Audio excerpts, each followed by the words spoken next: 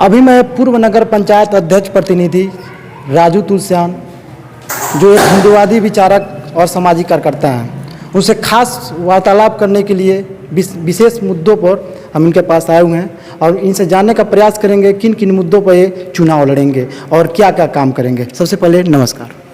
धन्यवाद आपको भी और आपके कुशीनगर पब्लिक न्यूज़ चैनल को भी और उस चैनल को देखने वाले सभी दर्शकों को भी। सर, मैं आपके लिए 3-4 मुद्दे लेकर आया हूं और उन विषयों पर मैं जानने का प्रयास करूंगा कि आप नगर पंचायत खड्डा से चुनाव लड़ेंगे और आपके मुद्दे क्या क्या होंगे।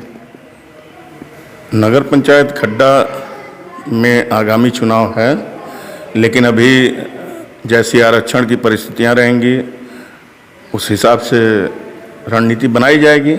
यदि सामान्य सीट आती है आरक्षण में तो निश्चित रूप से मैं एक प्रत्याशी के रूप में चुनाव लड़ूंगा। और आपके मुद्दे क्या क्या रहेंगे। मेरा मुद्दा सिर्फ हिंदुत्व और विकास है। इसके पहले भी मैंने हिंदुत्व और विकास के मुद्दे पर खड्डा की जनता से आशीर्वाद मांगा था और खड्डा की जनता ने 2012 में मेरी पत्नी को नगर पंचायत अध्यक्ष बनाया था और 2012 से 2017 तक खड्डा में हमने हिंदुत्व और विकास के पथ पर चलते हुए, विपरीत विचारधाराओं की सरकार रहते हुए, तमामों अवरोध विरोध रहते हुए भी हमने नगर का विकास किया, नगर में हिंदुत्व को मजबूत किया और नगर में सबको एक साथ, सभी नगरवासियों को एक समान सुविधाएं देने का कार्य किया और नगर में नई नई योजनाएं ला करके खड्डा को विकास की धारा में उत्तर प्रदेश में सबसे आगे खड़ा करने का प्रयास किया। एक दूसरा मेरा सवाल है, नगर के विकास के लिए आप क्या क्या करना चाहते हैं। नगर के विकास के लिए देखिए, केवल ये खड्डा की बात नहीं है, ये कहीं भी जब विकास की बात आती है तो विकास में सबसे पहले जो मूलभूत सुविधाएं होती हैं, बिजली, पानी और सड़क, इन तीनों पर काम होना चाहिए और इन तीनों पर काम होने के बाद यदि इन तीनों के काम पूरे हो जाते हैं तो फिर शिक्षा और स्वास्थ्य पर काम होना चाहिए और शिक्षा और स्वास्थ्य के क्षेत्र में भी यदि हम संपूर्ण रूप से संतृप्त कर देते हैं तो उसके बाद लोगों के लिए रोजगार की व्यवस्था होनी चाहिए। बोला जाता है कि खड्डा, और कुछ लोग बोलते हैं कि खड्डा को गड्ढा मुक्त नहीं हो पाता है, कभी भी केवल गड्ढा हमेशा बना रहता है, ऐसा क्यों लोग सोचते हैं। नहीं, ऐसा नहीं है। 2012 से 2017 तक हमने खड्डा को गड्ढा मुक्त कर दिया था और अगर सही तरीके से सारे जनप्रतिनिधि अपने अपने कर्तव्यों का, दायित्व का निर्वहन करें और जनता भी जाति पाति और क्षेत्रवाद, भाषावाद के संकीर्ण मानसिकता से ऊपर उठकर अच्छे जनप्रतिनिधियों का चयन करे तो निश्चित रूप से खड्डा क्या पूरा उत्तर प्रदेश, क्या पूरा भारत ही गड्ढा मुक्त हो सकता है। सर, मेरा तीसरा सवाल आपसे है, आप सोशल मीडिया पर हमेशा आवाज़ उठाते रहते हैं, आज़ादी रेता क्षेत्र में विकास कैसे होगा। हमारे जो नदी पार रेता क्षेत्र है, पीपा पुल तो वहाँ पर लगा हुआ है, मगर वहाँ पर विकास कोसों दूर है, वहाँ पर विकास कैसे होगा, आपके मुख से हम जानना चाहते हैं। देखिए, रेता क्षेत्र की जो भौगोलिक स्थिति है, नदी के उस पार का क्षेत्र होने के कारण आज़ादी के 75 साल बीतने के बाद भी अभी तक हम रेता को एक ऐसा कोई संपर्क मार्ग नहीं दे पाए हैं जिससे कि सरकारी सुविधाएं आसानी से रेतावासियों तक पहुंच सकें और उसके लिए पीपा पुल एक वैकल्पिक व्यवस्था हो सकती है लेकिन अस्थायी समाधान नहीं है।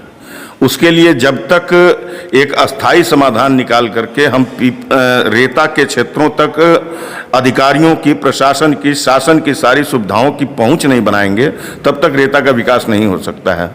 वर्षों तक रेता, गन्ना और जंगल पार्टी के आतंक के साये में जिया है, आज वो सब खत्म करके रेता अपने विकास की बाट जो रहा है और लगातार जनप्रतिनिधि वहाँ से चुनाव जीतते हैं, वोट पाते हैं, सरकारें चलती हैं, लेकिन मुझे लगता है कि रेता को एक तरह से अनाथ छोड़ दिया गया है।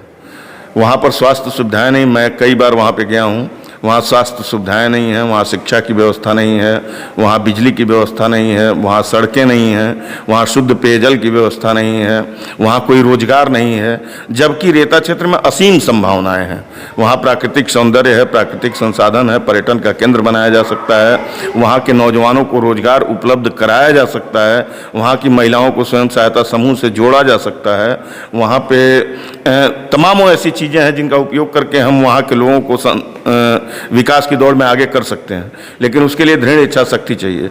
मैं तो सिर्फ इतना ही कहना चाहता हूँ कि 75 साल में रेता क्षेत्र में बाढ़ बचाव के नाम पर सरकार ने जितने रुपए खर्च किए, अगर उससे बहुत कम रुपए खर्च करके नारायणी नदी की धारा पर बिजली परियोजनाएं अगर स्थापित हो जाती तो न बाढ़ आती, न इस क्षेत्र में ये दुर्दशा और गरीबी रहती, और रेता क्षेत्र का शायद विकास हो सकता था।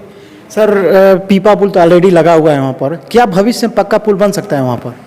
अब ये तो तकनीकी विशेषज्ञ बताएंगे कि ये संभव है कि नहीं है, लेकिन मेरा जहाँ तक मानना है कि जो पूर्व में छितौनी बघार रेल पुल बना हुआ है, वहाँ से जो लिंक रोड एक रोहुआ नाले से होती हुई जा रही थी, शिवपुर गांव तक मिल रही थी, और उसमें जो भ्रष्टाचार के कारण एक पुल के गिरने से, सीबीआई जांच वगैरह होने से वह काम ठप पड़ गया।